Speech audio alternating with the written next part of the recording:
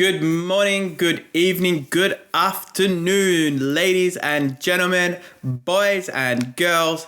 It is Hermes bringing you episode 7 of the podcast. I just want to give a huge thank you to everybody who either listens to on Spotify, watches on YouTube, interacts, whatever it is. Thank you all very, very, very much. I appreciate each and every single one of you.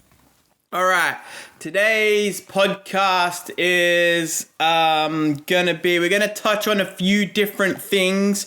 We're gonna touch on Team Militia.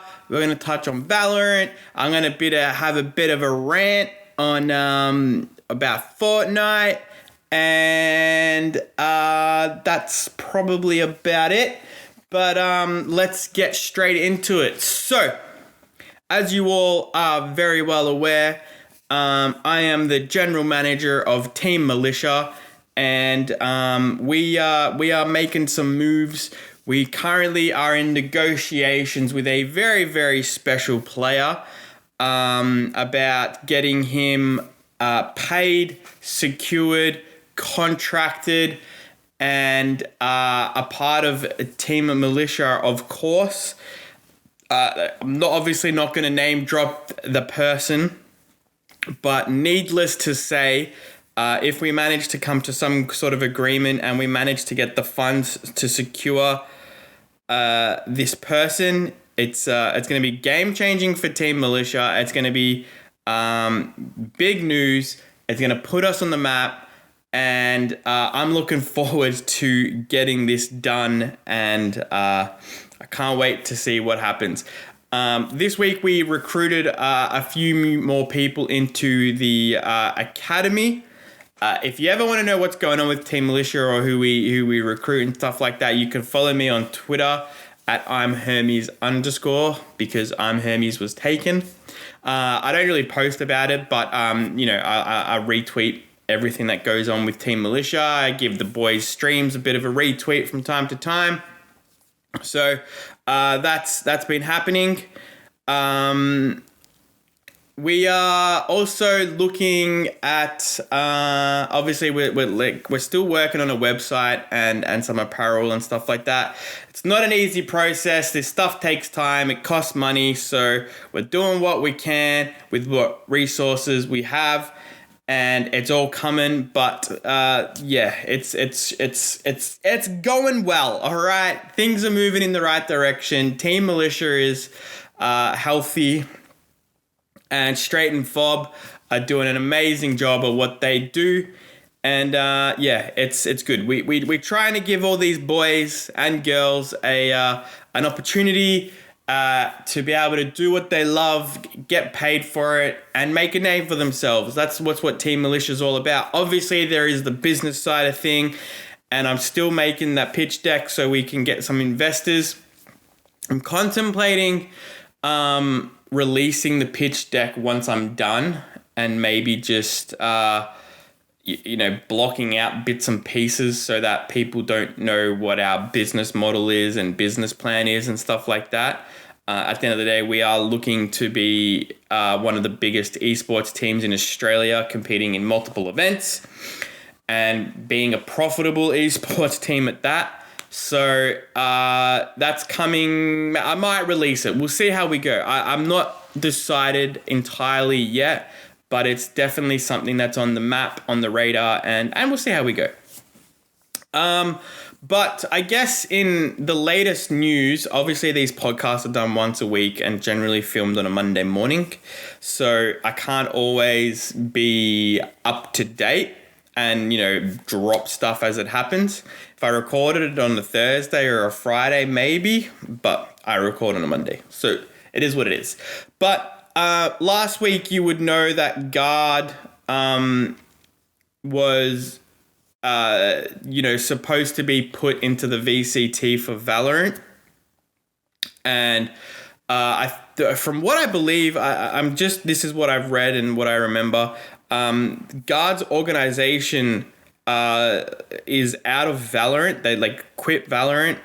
and apparently it's run by billionaires, which makes no sense. But they dropped the Guard team, they dropped the Valorant team, and Guard did not. So Riot has then announced that they are unable to compete in the VCT. And needless to say, there was a petition that had over 10,000 signatures signed to let Guard play. Now, these guys did everything. They won the tournament. Aside from dropping their pants and bending over, Riot, because of a formality, has said, no, these guys aren't going to compete. And honestly, it's total bullshit. You know what I mean? Like, you can't, as a company and at Riot Games, you have rules set out for teams to do something, win a tournament. And these guys did that. And then because of some stupid billionaire guy who doesn't want to host them anymore, Valorant decides that, nah, we don't want to let you guys participate in VCT. It's very, like, it's, these young kids, they, obviously want to, they grind, right? Like, I'm not saying these kids, like, if you're not going to school and stuff like that and you're 24/7 playing Valorant, you kind of need to reconsider what you're doing. But again, these guys, most of these kids are young, like 16 to like 21. You don't really have a lot of, responsibilities. And so you can kind of do what you need to do, right? If you want to grind and you're good and you're competing at the best level, you need to be able to commit and fucking give these guys a shot. You can't just dangle something in front of someone and go, nah, you can't do it anymore. Like, it's not right, it's wrong. And Riot really, I mean, look, at the end of the day, the Riot has come good, right? They've let them compete. They've let them compete as either a free agency, and they'll come together as free agents, or if they want to sign with another org, they can go sign with another org. But to like, this is the whole part about orgs and stuff like that. Like, these kids sign contracts with these organizations. And these organizations have all the power. They're trying to milk an up-and-coming industry with lots of funds being poured into it. And these companies are, they're not doing, they're like, they make stupid decisions because their back wallet gets hurt. But they're not thinking about, like, the opportunities, these kids that, put blood, sweat, and tears into becoming the best they can in their field. And they don't feel like it's just getting, I don't know what to say. I'm not a billionaire. I'm not in an esports team that has, unlimited funding and stuff like that. So I can't really talk about what is actually going on, but from a business perspective with Guard. But, at the end of the day, I guess Valorant has done the right thing and let these guys play. They should never have in the first place kicked, like not let them participate. They should have let them express or explore other options. Like, there are organizations that will take these guys on, and it's good to see that Valorant came to the right decision in the end and are letting them do what they need to do. But really, it shouldn't have come down to politics in gaming, right? Everyone says don't let politics in gaming, no politics in gaming. Like, theoretically, politics should not be in anything aside from politics, right? Politicians should worry about the politics, and everybody else should just sit down, shut the fuck up, let them do their thing, have a say if it impacts you.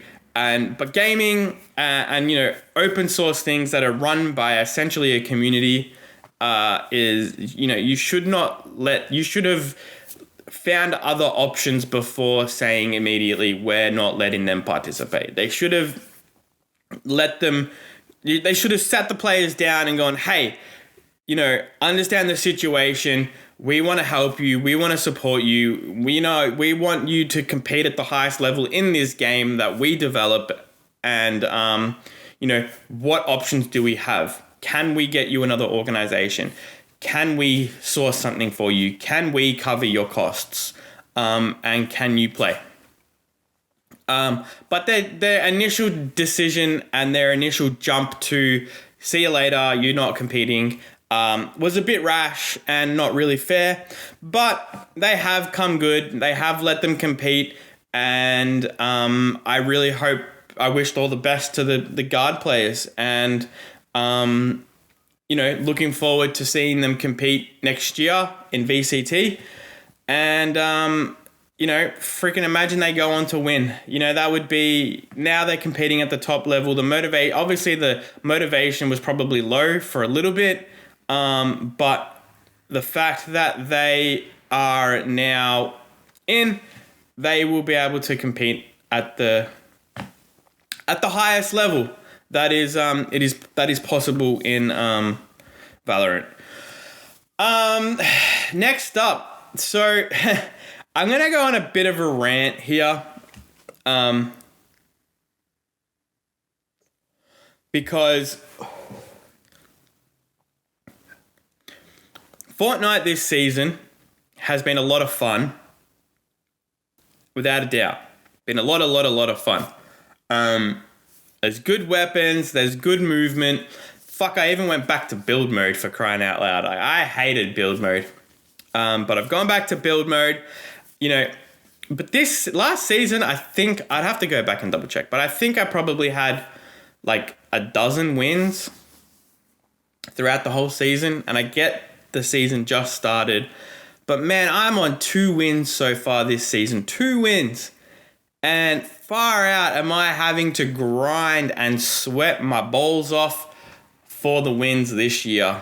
Man, I don't know what it is. I don't know if it's because everybody has like all the hype around this new season. Everyone's come back and everyone's excited and everyone's playing, and it's just everyone's having a bit of fun. And so, all these sweaty boys are on, or I don't know what it is, but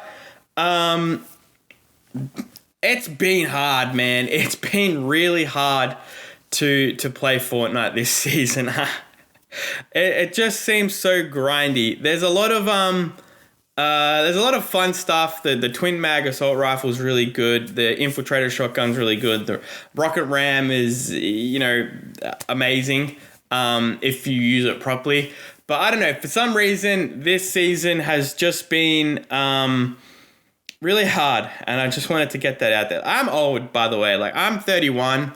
The only reason I really play Fortnite now is to sort of chill out for like half an hour, because then I crack the shits anyway because it's so hard. Or I play Valorant a lot, and then I play Fortnite to get a clip or a recording for the podcast, because I don't have a face cam yet. And I don't even know if a face cam would be good anyway. It might be boring just looking at my face, especially because it's just me. But I record, I get a win, I record it, and I dump the audio recording over the gameplay footage, and then we move on. But I don't know, somehow it's just really fucking hard this year. I don't know why. But that I didn't really have much to talk about this week. Esports has kind of been really, like, aside from the Valorant stuff, there hasn't really been much to talk to. XDefiant is at the YouTubers gaming crap, something like that. World's greatest gaming tournament hosted by Ludwig. XDefiant is in the final build of XDefiant is going to be played at the event. I haven't seen any footage yet, but to be honest with you, I haven't really looked too much into the event. It's not really tickling my fancy, so I haven't really been looking into it. But hey, from my perspective, it's good to just see the game being played in its final build. Mark Rubin has obviously Ludwig. I saw a clip of Ludwig asking Mark Rubin when the game is going to be released, and his response was, the reason is simple. We don't have a date that we are sharing. When a game normally launches, it either just drops right after marketing starts, so the first you hear of it's after it's basically ready to ship, or the date is targeted long in advance and the team crunches. I don't want our team crunching, and instead of only marketing the game once it's nearly ready, we had people playing for almost 2 years before launch because we wanted to involve players early to have them be a part of development. Now, as much as I agree with what Mark's saying here, but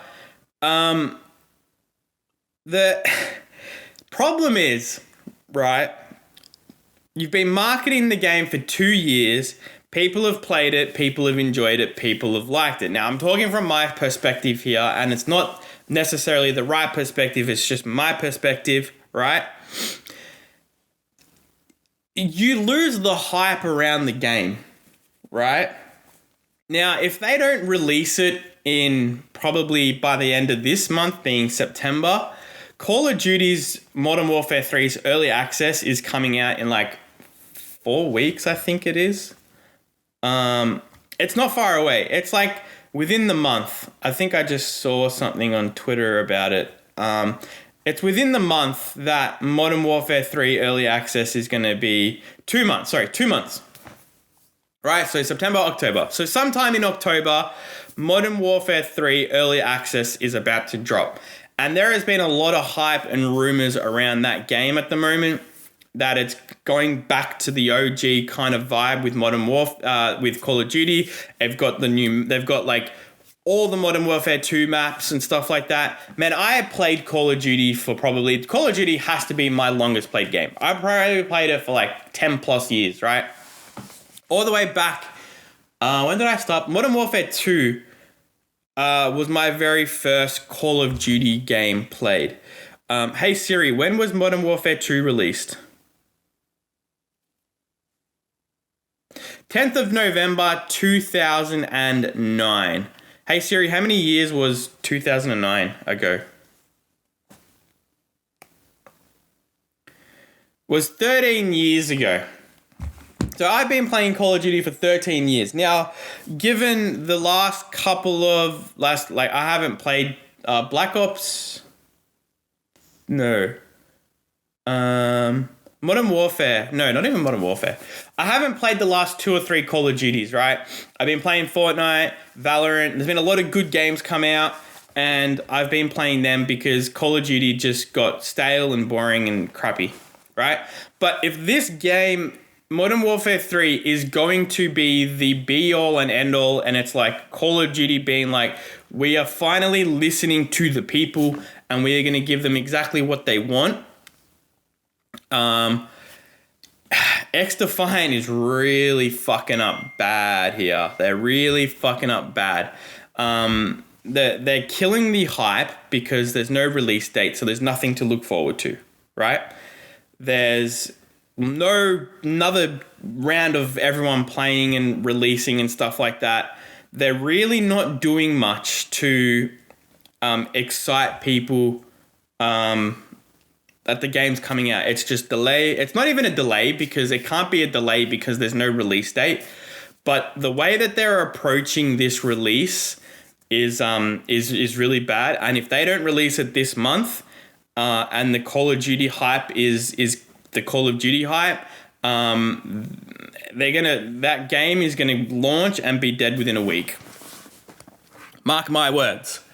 Because Call of Duty has the massive fan base. That massive fan base that is not enjoying current state of Call of Duty is looking for a new Call of Duty, and XDefiant was everything that game isn't, right? It was fun, it was about the shooting, it was good movement, it was good maps, it was fast paced, and it was everything Call of Duty hasn't been in the last few years. So they are banking that this is going to get all the COD players that, like me, for example, that have not enjoyed Call of Duty, and XDefiant is going to be that game. However, like I've been saying, if Call of Duty comes out in October with the early campaign beta, and it is good. And XDefiant isn't out, right? They're fucked. They are fucked. And it's going to be sad because I've played it. I really freaking enjoyed it. And I can't wait for it to come out. Now, obviously, this year I am contemplating playing Call of Duty again. But if they don't do it properly, if they don't get that game out, and if they don't just, honestly, I think what they need to do is just release it. If bugs are there, but at least you have people playing it. They're taking a really bad approach to this, and I'm not a fan of it at all, and they just need to drop that game. But nevertheless, they will do what they want to do. They're not going to listen to me. So, lastly, StarCraft came out. Starfield came out. And I remember I haven't bought it. I haven't played it. Unlikely I will do either. But I remember StarCraft. I watched a video the other day that StarCraft was going to be this unlimited, you can go anywhere you want, anytime you want, and you'll be able to do whatever you want, explore to your heart's content. But apparently it's not the case. It's not the case at all. There are certain parts of the map that you can't play. Like I've seen clips of people walking into like an invisible wall that says you can't search beyond here. So as you always, these games get promoted, everyone gets super hyped that you can do this, and then you can't do it. But hey, at least the game's out and people are playing it, right? But apparently the game's really good other than that.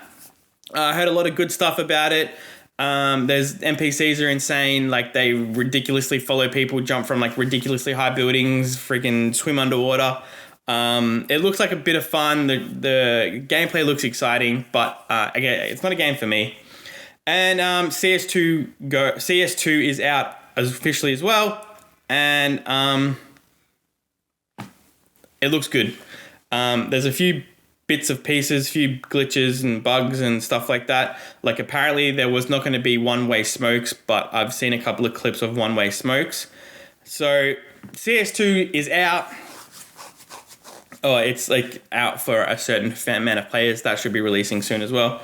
So look, gaming news. It's all the games coming out. Obviously, Christmas is around the corner at this point, and everyone's getting their games hyped, getting their games launched. I just hope these games that I'm excited about aren't gonna fuck it up because I don't know why. Anyway, that's it, guys. That is the video. It's a very short the podcast. It's a very short one today. I do apologize, but there really wasn't that much to talk about. So thank you very much for listening, watching. I don't care what it is, but thank you really either way. Follow the podcast on Spotify or Apple Music. Subscribe to the YouTube. We've had 5 subscribers in the last week. So feel free to subscribe to that. And I look forward to next week's podcast. Thank you. Goodbye.